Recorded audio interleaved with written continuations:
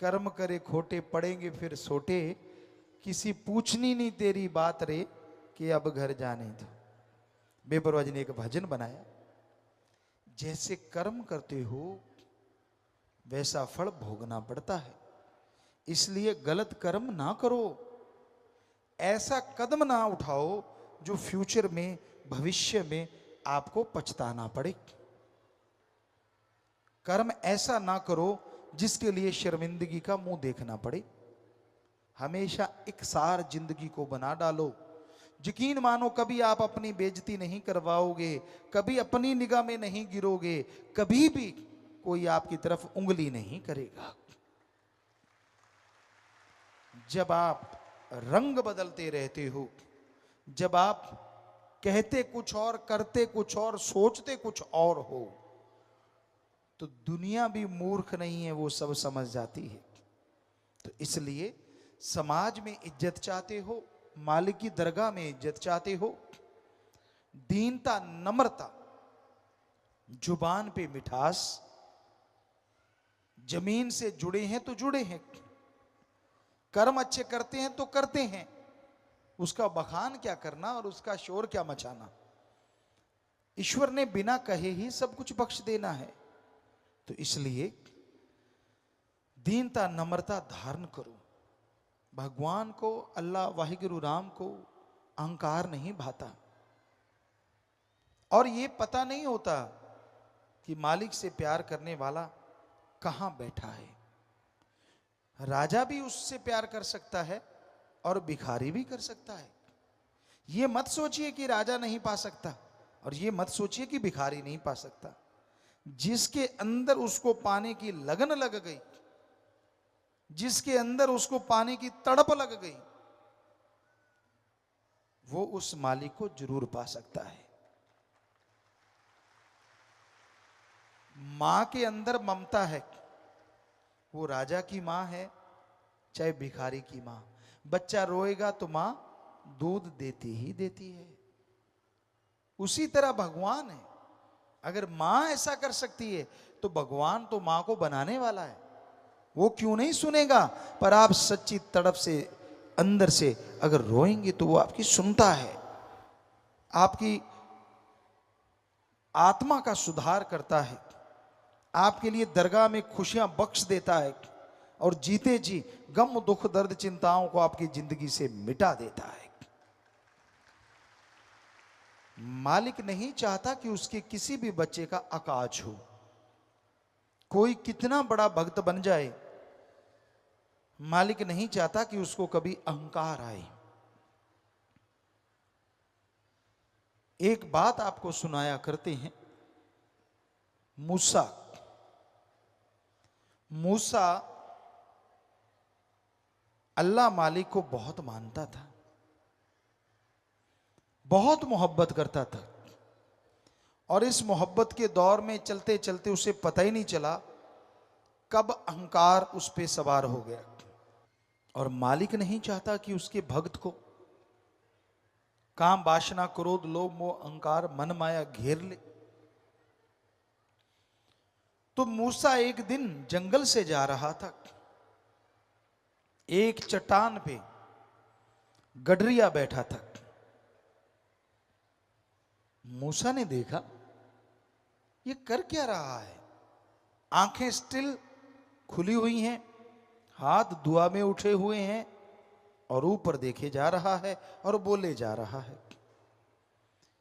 मूसा पास गया, क्या सुना, हे अल्लाह, अगर तू बीमार हो जाए तो मेरी कुटिया में आना। हे परवरदिगार, मैं तुझे भेड़ों का दूध पिलाऊंगा, मैं तेरी मालिश करूंगा, मैं तेरे चरण धो के पीऊंगा, मैं तेरे चरण दबाऊंगा। हे मेरे अल्लाह, मुझे छोड़ के कहीं और ना जाना अगर तू बीमार हो जाए तो। मूसा ने सुना, आग बबूला हो गया, उसको झुंझोड़ा, उसकी लगन टूटी। कहने लगा, बोल भाई क्या क्या है भाई। कहने लगा, काफिर है तू काफिर। अरे अल्लाह भी कभी बीमार होते हैं, और अगर वो बीमार होगा तो बस तेरी भेड़ों का ही दूध है, और कोई दूध भी नहीं कहीं, और कोई संभालने वाला नहीं है, सिर्फ तू ही बचा है उसका प्यारा। ये बात सुनते ही गडरिया रो रहा था और जोर जोर से रोने लगा।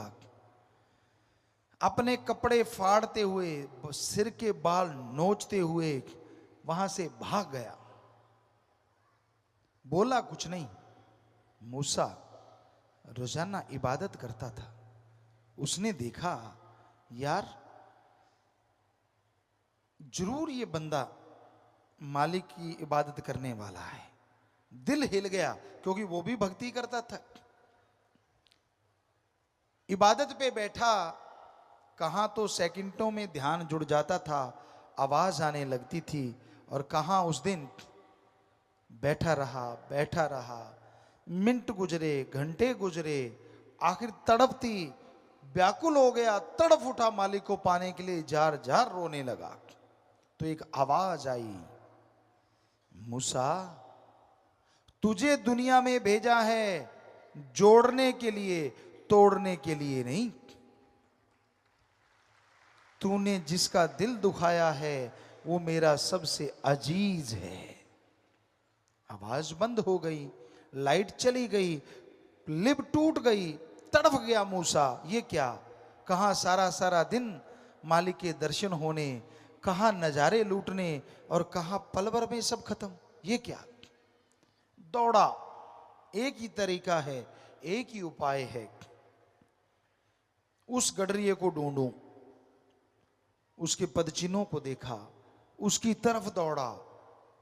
क्या देखता है, फिर एक पेड़ के नीचे गडरिया बैठा है, खून बह रहा है शरीर से, बाल नुचे हुए हैं, कपड़े फटे हुए हैं, और जुबान पे क्या चल रहा है।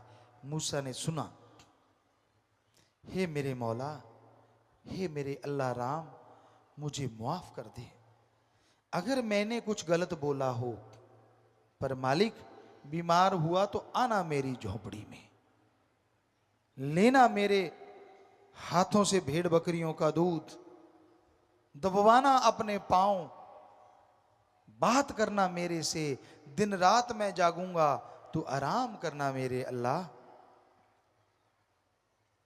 मूसा की आंखें खुल चुकी थी, समझ गया यार ये तो बड़ी बातें कर रहा है, इस इतनी बातें तो मैं ही नहीं कर पाता, मैं तो सुन्न समाधि यानी सुन्न हो जाता हूं, बात ही नहीं होती, और इसकी तो जागृत समाधि है, इसके तो प्रत्यक्ष मालिक है। फिर भी उसको जगाया तो उसने पूछा बड़े प्यार से, मोहब्बत से, भाई अब क्या है। कहीं ना कहीं अहंकार की कोई बूंद बाकी थी। मूसा कहने लगा, मुझे मुआफ कर दे भाई, क्षमा कर दे, अल्लाह ने मुझे बताया तू तो उसका सबसे अजीज है, मेरे से गलती हुई, मैंने तुझे गलत बोला, यानी ये बताया कि अल्लाह मेरे पास आया तो मैं तेरे पास आया हूं। कहीं ना कहीं अहंकार की बूंद। आगे से गडरिया ने कहा, हे मेरे भाई मुझे माफ तू कर दे, क्योंकि जिस अल्लाह की तू बात करता है वो तो 24 घंटे मेरे साथ रहता, भेड़ बकरियां चराता रहता है, पर जब तू आता है तो अल्लाह चला जाता है, इसलिए मुझे माफ कर दे। रोंगटे खड़े हो गए, जार जार रोने लगा, तड़फ उठा मूसा, यार मैं ही अपने आप को फन्ने खां समझता था कि मैं ही हूं उसका प्यारा भक्त, यहां तो पता नहीं क्या से क्या है, बकरियां चराने वाला और इतना अजीज। सो कहने का मतलब वो किसी की जमीन जायदाद नहीं देखता, वो धन दौलत नहीं देखता, वो कपड़ा लत्ता नहीं देखता, वो देखता है आपके दिलो दिमाग में उसके प्रति कितनी तड़प है, कितनी लगन है, कितनी श्रद्धा है। जितनी श्रद्धा जिसके अंदर होगी उसकी दया में रहमत मूसलाधार उस पे बरसेगी, खुशियों से माला माल कर देगी।